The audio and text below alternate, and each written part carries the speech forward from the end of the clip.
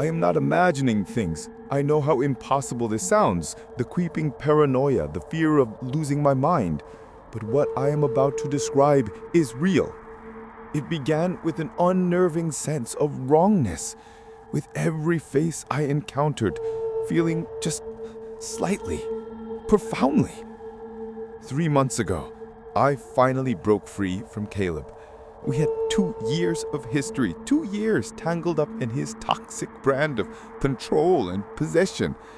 He was the kind of manipulator who never raised a hand, but instead poisoned your peace from the inside out.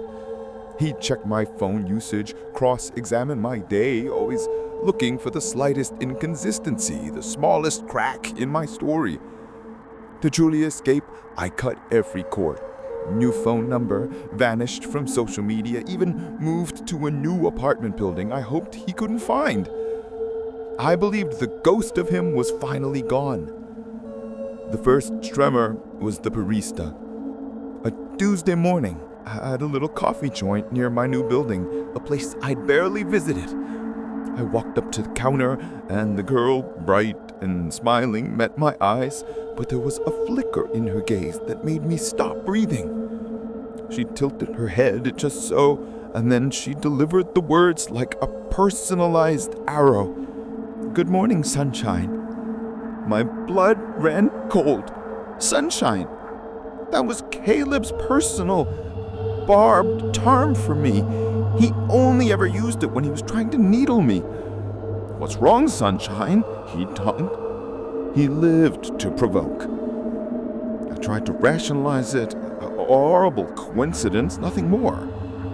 But then, the nightmare came back for an encore. Days later, a ride-share driver, an older man I'd never seen before, kept catching my eye in the mirror.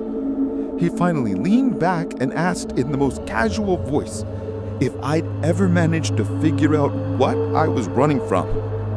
I could only stare, and he simply chuckled, shaking his head as if we shared an inside joke. Caleb had said that exact line. When I told him I needed space to find myself, he had whispered it to me, eyes dead serious. "Ever figure out what you're running from?" 2 strangers, 2 exact phrases. And the attack kept coming. In the supermarket, a woman bumped me and muttered, "You don't get to just disappear."